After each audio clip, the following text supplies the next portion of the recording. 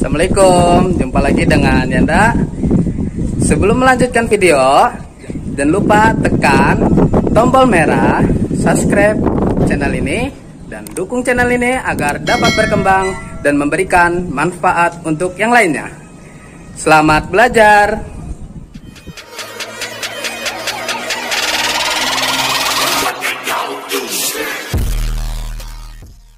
Baik, hari ini kita akan belajar bahasa Indonesia tentang kesimpulan bacaan teks.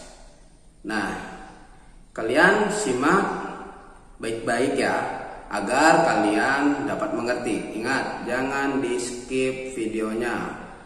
Tonton dari awal hingga akhir supaya kalian dapat memahaminya. Assalamualaikum warahmatullahi wabarakatuh. Halo teman-teman, kali ini kita akan belajar cara membuat kesimpulan dari sebuah paragraf atau dari sebuah teks bacaan.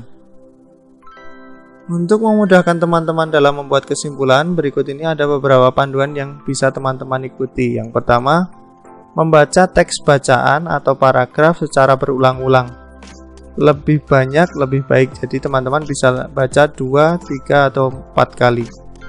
Kemudian yang kedua, menentukan ide pokok paragraf. Ide pokok paragraf ini ada di kalimat utama. Jadi teman-teman harus menentukan kalimat utamanya terlebih dahulu. Kemudian yang ketiga, menentukan informasi penting dari kalimat-kalimat penjelas. Kalimat penjelas ini merupakan kalimat selain kalimat utama. Jadi teman-teman harus mencatat informasi penting atau informasi yang dianggap penting bagi teman-teman pada kalimat-kalimat penjelas. Kemudian yang terakhir, menyusun ide pokok dan informasi penting tersebut menjadi sebuah kesimpulan. Kita langsung saja pada contoh. Di sini ada sebuah bacaan yang berjudul Beternak Ayam. Teman-teman bisa jeda terlebih dahulu untuk membaca teks bacaan ini. Teks bacaan ini terdiri dari 2 paragraf. Jadi nanti paragraf pertama ada kesimpulan tersendiri, paragraf kedua ada kesimpulan tersendiri, kemudian 2 paragraf ini kita gabungkan menjadi satu kesimpulan, menjadi kesimpulan teks bacaan. Kita mulai pada paragraf yang pertama. Ayam termasuk kelompok hewan ovipar. Artinya, ayam berkembang biak dengan cara bertelur. Ayam betina umumnya mulai bertelur setelah berusia 5 bulan. Jumlah telur yang dihasilkan ayam bervariasi tergantung jenis ayam, usia, dan kondisi lingkungan tempat tinggal ayam tersebut. Oke, langkah yang pertama kita tentukan kalimat utamanya. Kalimat utama adalah kalimat yang paling umum atau kalimat yang dijelaskan oleh kalimat-kalimat lain. Di sini kalimat utamanya adalah ayam termasuk kelompok hewan ovipar. Kalimat utamanya terletak di awal paragraf. Kemudian kita tentukan ide pokoknya. Ide pokoknya adalah ayam hewan ovipar.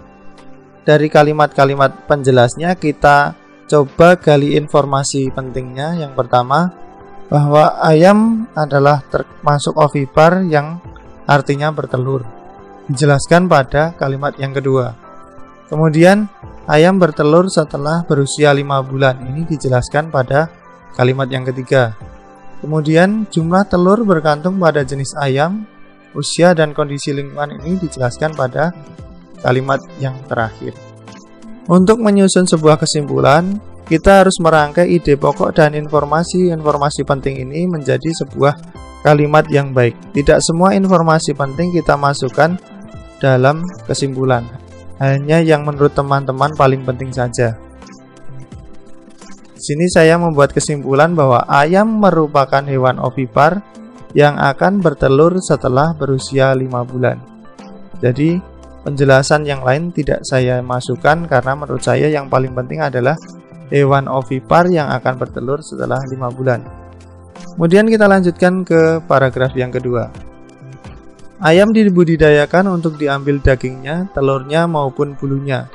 Daging ayam cukup digemari karena rasanya yang lezat dan kandungan gizinya yang cukup tinggi. Telur ayam biasanya diolah menjadi telur dadar, martabak telur, telur pindang, dan berbagai jenis olahan lainnya. Selain daging dan telurnya, ayam juga dapat dimanfaatkan bulunya yaitu sebagai bahan pembuat kemoceng, dan kerajinan tangan. Dari paragraf kedua ini, kalimat yang paling umum berada di awal paragraf, yaitu ayam dibudidayakan untuk diambil dagingnya, telurnya maupun bulunya. Kalimat ini sudah mewakili dari kalimat yang kedua sampai kalimat yang terakhir.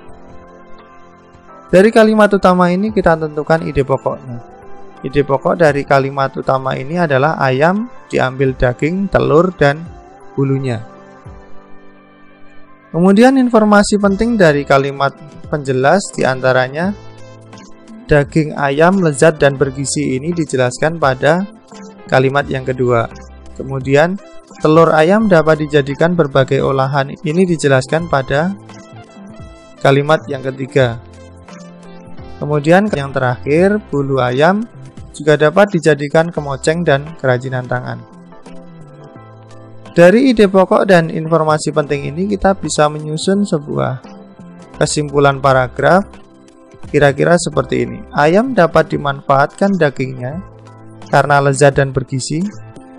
Telurnya dapat dijadikan berbagai olahan, dan bulunya dapat dijadikan kerajinan.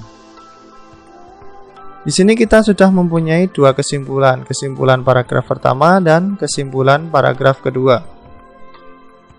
Dari dua kesimpulan ini kita bisa membuat kesimpulan teks bacaan tersebut.